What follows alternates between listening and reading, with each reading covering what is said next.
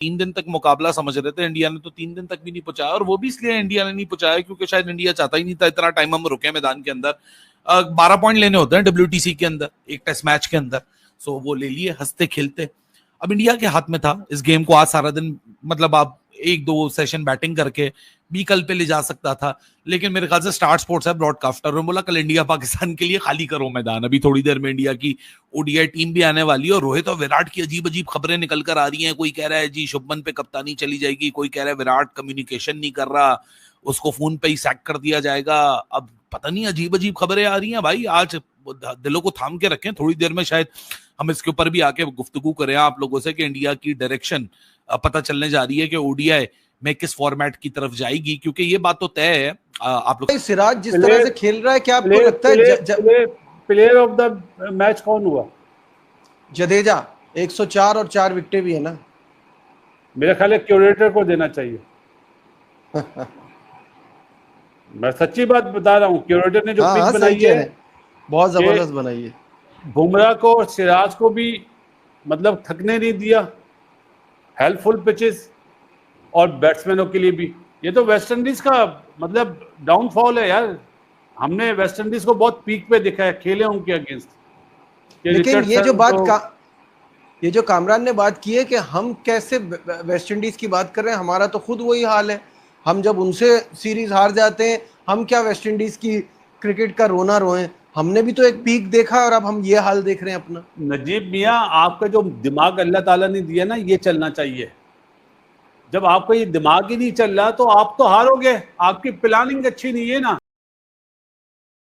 मेरी तौबा, West Indies का मजाक बना दिया इंडिया ने, जिस तरह हमारा पाकिस्तान का मजाक बनाया था 14 को, 21 को, 28 को, और कल इंडिया की वुमेन हमारा मजाक उड़ाएंगी। भाई साहब, मुझे इंडिया से बड़ा डर लग रहा है मेरे पाकिस्तानी घंटों। और सीखो कुछ इंडिया से, सीखो मेरे पाकिस्तानी जनगणों। साउथ अफ्रीका का टूर आ रहा है। अगर तुम लोगों ने जिस तरह कुलदीप ने परफॉर्मेंस किया, जिस तरह कुलदीप ने जो है वो बॉलिंग किया, अगर तुमने ना की तुम्हारा घंटा मैं बजाऊंगा। जिस तरह जडेजा ने जो है वो बॉलिंग की या बैटिंग की, अगर तुमने ना की तुम्हारा घंटा मैं बजाऊंगा। भाई एक इनिंग से इंडिया ने ठोक दिया है वेस्ट इंडीज को और मजाक बना दिया टेस्ट क्रिकेट को भी और वेस्ट इंडीज की बेचारी टीम को भी। गली मोहल्ले की टीम के साथ भी इस तरह नहीं होता जो कि एक इंटरनेशनल टीम वेस्ट इंडीज के साथ हुआ है। और चलिए कि आज डायरेक्शन तय हो जाएगी। हमने T20 में डायरेक्शन 2024 के वर्ल्ड कप के जीतने के 15 मिनट बाद देख ली थी इंडिया की तरफ से कि क्या हो रहा था। हमने टेस्ट में भी देख ली थी डायरेक्शन ऑस्ट्रेलिया टूर के बाद कि अब क्या होने जा रहा है। अब ODI में आज इंडिया की डायरेक्शन हमने देखनी है कि वो किधर जाएगी किधर नहीं जाएगी as far as 2027 ODI world cup is concern. खैर एनीवेज, विराट और रोहित आएंगे नहीं आएंगे वो तो रिस्पेक्टिव है, लेकिन ये टेस्ट मैच सीनियर्स के लिए, सीनियर्स कौन से सीनियर्स लाइक KL राहुल, जो विराट और रोहित की परछाई शैडो में थे, अब सीनियर बन गए, परफॉर्मेंस दागी, सेंचुरी मारी। यंग विकेट कीपर जो कि खेलता है एज एन इंजरी रिप्लेसमेंट है, लेकिन भाई अब तो ऐसा खेल रहा है ध्रुव जुरेल, विकेट कीपिंग ऐसी कर रहा है कि लोग तो ऋषभ पंत जो इटसेल्फ एक फिनोमेना है उसके ऊपर भी बोल रहे हैं कि यार ऋषभ पंत जब आएगा तो फिर ध्रुव जुरेल को क्या करेंगे। अजीब अजीब सी राय दे रहे हैं कि उसको नंबर 3 पे खिला लो, यहाँ खिला लो, वहां खिला लो। मतलब इंडिया जैसी टीम जहां रिसोर्सेज की कमी नहीं है वहां भी जुगाड़ की बात की जा रही है, लेकिन वो इसलिए नहीं की जा रही कि रिसोर्सेज की कमी है, वो इसलिए की जा रही है लोग ध्रुव जुरेल को देख के इतना इंप्रेस हुए हैं, वो कह रहे हैं इसको भी होना चाहिए, ऋषभ पंत को भी होना चाहिए। हाँ, अगर ऋषभ पंत के ऊपर तो आप नहीं खिला पाओगे ना, ऋषभ पंत तो एक फिनोमिना है, वो गेम को पलट के रख देता है। आधा 1 घंटा खड़े हो जाए, सामने वाली टीमें भी थर थर कांपती हैं कि भाई जब तक ये रहेगा गेम का पासा पलट सकता है। लेकिन रविंद्र जडेजा जो दूसरे सीनियर, जो रोहित और विराट और अश्विन की परछाई में नहीं थे, उनके टीममेट थे, शोल्डर टू शोल्डर मैच करते थे, वो आखिरी रिमेनिंग है सीनियोरिटी में इस पॉइंट ऑफ टाइम पे। 37 इयर्स को हिट ऑन करने वाले हैं कुछ अरसे के अंदर, लेकिन यार परफॉर्मेंस का बैरियर नीचे नहीं जा रहा। रविंद्र जडेजा 4 विकेटें इस इनिंग के अंदर, हालांकि पंजा ले लेते, जेडन सील्स हाथ खोलकर आ गया कि चलो जी थोड़े से मैं भी रन्स बना लूं, अगली दफा ना वेस्ट इंडीज ऊपर नीचे से ऊपर बैटिंग कर भेजे जिस तरह जेडन सील्स ने खेला। सेंचुरी आई, 4 विकेटें आई। कुलदीप यादव फाइनली 14वां टेस्ट मैच अपने घर पे खेल रहा है। इंडिया 3-0 के बाद जो न्यूजीलैंड के सामने हुआ था, पहला टेस्ट सीजन का आगाज कर रहा था घर के ऊपर, इंग्लैंड में खेलकर आया था, शुभमन गिल की कैप्टनसी में अभी घर तक नहीं खेला था। So what amazing opening for Shubman Gill as well. एक देसी कप्तान, एक यंग कैप्टन अपने मुल्क की कैप्टनसी कर रहा है, 37 टेस्ट कैप्टन है, 140 रन्स और एक इनिंग्स की डिफीट। हाँ ठीक है, इसमें कोई हैरानी नहीं होनी चाहिए, हम सबको ही पता था कि वेस्ट इंडीज और इंडिया के अंदर जो फर्क है, लेकिन यार ये तो बहुत ही कोई वन साइडेड थ्रैशिंग हो गई। ठीक है, वेस्ट इंडीज से आप थोड़ा बहुत मुकाबला तो सोच रहे थे कि क्या होगा क्या नहीं होगा, लेकिन उसके बाद हाँ, गिल की नई कप्तान की खबरें यहाँ आ रही हैं भाई, जरा ऑफिशियल हो जाएगा तो उसके ऊपर अलग से वीडियो करेंगे। तुम क्यों कंटेंट क्रिएटर्स के दुश्मन हो कि जी तुम लोग सारे हाथ धो के पीछे पड़ जाओ, अभी जब हो जाएगा उसके ऊपर अलग से वीडियो करेंगे। तो अभी हाँ, मैंने भी खबरें देखी हैं कि शुभमन गिल की कैप्टनसी होने जा रही है, लेकिन उसके ऊपर अलग से वीडियो करेंगे। कंटेंट क्रिएटर्स के दुश्मन तुम लोग क्यों बन जाते हो। लेकिन इनिंग्स डिफीट हो गई, इंडिया ने एब्सोल्युटली थ्रैश कर दिया वेस्ट इंडीज को।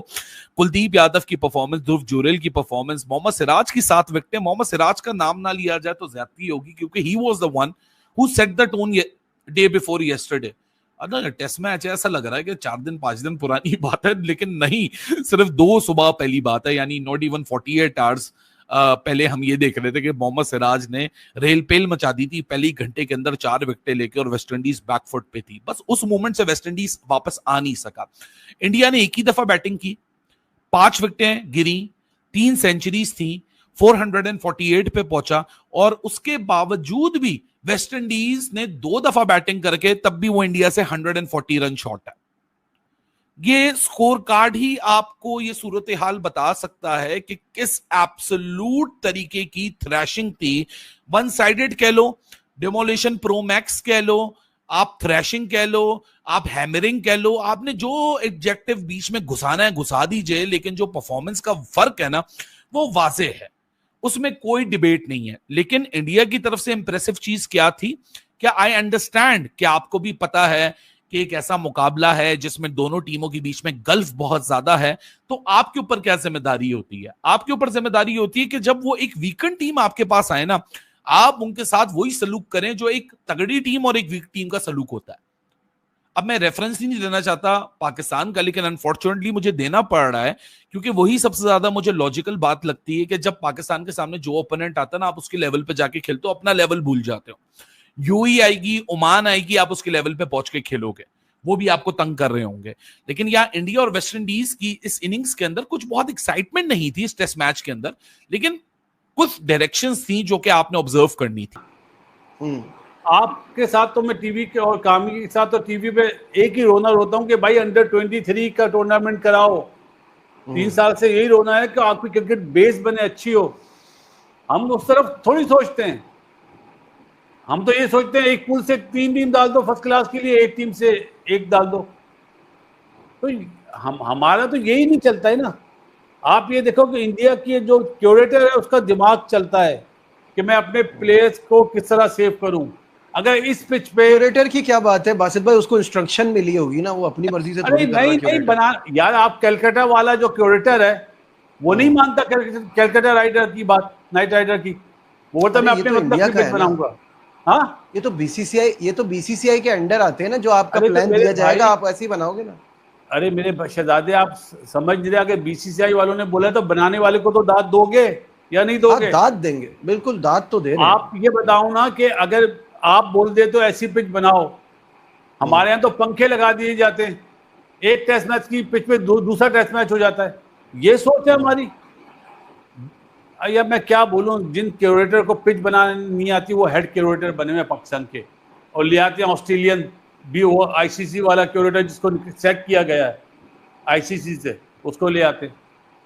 अरे हमारी मिट्टी में जान नहीं है यार। हमारी मिट्टी पे, हमारी मिट्टी की पिचेस जो है उसमें ना कोकोपुरा यूज हो सकता है ना ड्यूक यूज हो सकता है।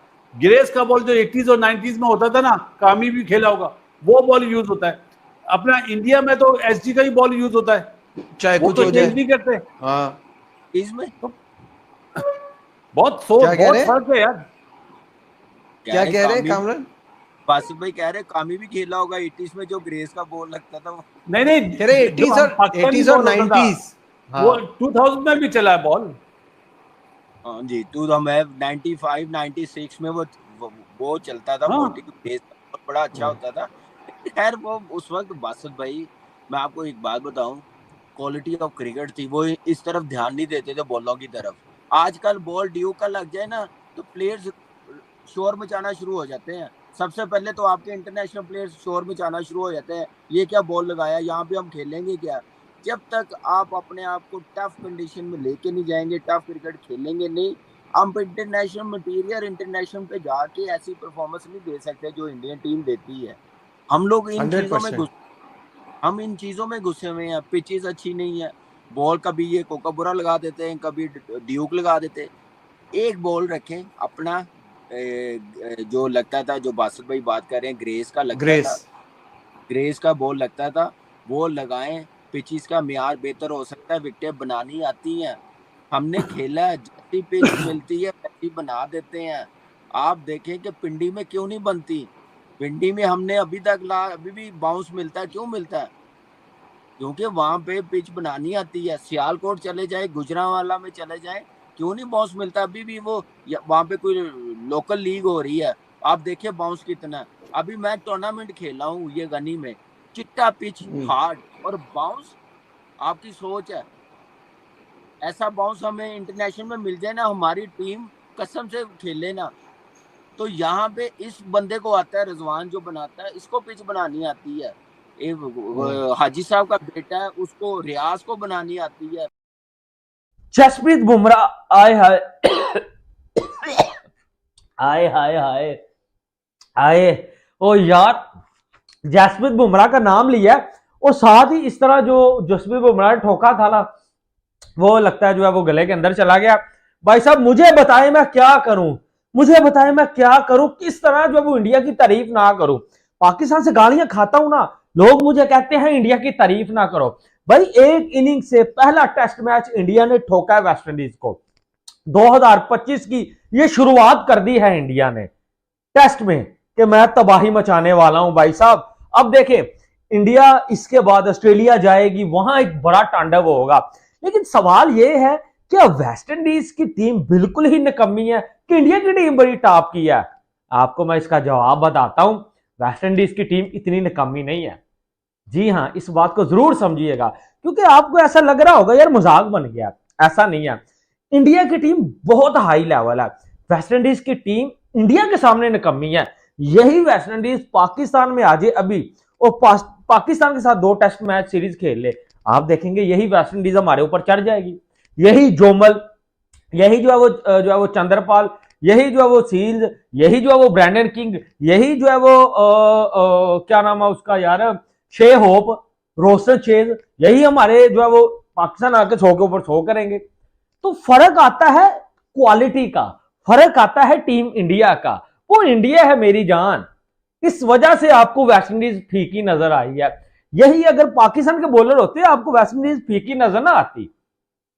और एक इनिंग से जीत जाना, यार मैं कहता हूं इतनी शर्म की बात है वेस्ट इंडीज के लिए कि एज अ पाकिस्तानी, और भाई मुझे शर्म आ रही है, ओ मेरे पाकिस्तानी छनकनो, कुछ सीख लो, कुछ सीख लो यार। सबसे पहली चीज कुलदीप यादव, लेकिन एक चीज मैं कहूंगा, भाई 3 दिन टेस्ट मैच खत्म करके ओ पे अजय कुलदीप यादव इस पिच में ऐसा नहीं है कि सिर्फ स्पिनर्स के लिए था, इस पिच में फास्ट बॉलर के लिए भी कुछ ना कुछ था। अब अगर वेस्ट इंडीज के फास्ट बॉलर से कुछ नहीं हुआ तो भाई हम तो कुछ नहीं कर सकते, अगर उनके स्पिनर से कुछ नहीं हुआ तो हम तो कुछ नहीं कर सकते। उसी पिच के ऊपर कुलदीप ने बॉल डाली है, इसी पिच के ऊपर जो है वो जडेजा ने बॉल डाली है, क्या ख्याल है? इसी पिच के ऊपर भाई साहब सुंदर ने बॉल डाली है अभी अभी आके, ठीक है। तो इसी पिच के ऊपर मोहम्मद सिराज ने बॉल डाली है, जसप्रीत बुमराह ने बॉल डाली है, क्या ख्याल है? तो इसका मतलब ये है कि भाई शुभमन गिल की कप्तानी को भी दाद देनी पड़ेगी, इंडिया की जो बैटिंग को, बॉलिंग को, इवन इंडिया की फील्डिंग को और इंडिया की मैनेजमेंट को और उस प्रोसेस को जहां से ये प्लेयर निकल के आए हैं पाजी। और specially credit goes to Jadeja. Jadeja बहुत अच्छा परफॉर्म करता है और करता आ रहा है और वो किंग बन चुका है। आपका स्वागत है हिंदुस्तान मेंशन में। दोस्तों आज हम बात करेंगे इंडिया वर्सेस वेस्ट इंडीज के पहले टेस्ट मैच के बारे में। दोस्तों वेस्ट इंडीज की पहली पारी 162 रन पर सिमट गई। भारत की ने पहली पारी में 448 रन पर 5 विकेट पर घोषित कर दिया। वेस्ट इंडीज की दूसरी पारी 146 पर ऑल आउट हो गई। भारत ने वेस्ट इंडीज को एक पारी 140 रन से हराया। दोस्तों भारतीय गेंदबाजों ने शानदार प्रदर्शन किया। रविंद्र जडेजा ने 54 रन देकर 4 विकेट चटकाए और मोहम्मद सिराज ने मैच में कुल 7 विकेट लिए। बल्लेबाजी में के राहुल और ध्रुव जुरैल, रविंद्र जडेजा ने शतक लगाए। दूसरे दिन ही ध्रुव जुरैल और जडेजा की जोरदार साझेदारी ने विशाल बढ़त हासिल कर ली थी और भारत ने मैच सिर्फ 3 दिनों में ही निपटा दिया। दोस्तों आपको क्या लगता है नेक्स्ट आने वाला मैच कौन जीतेगा? कमेंट में जरूर बताएं और चैनल को लाइक करें, वीडियो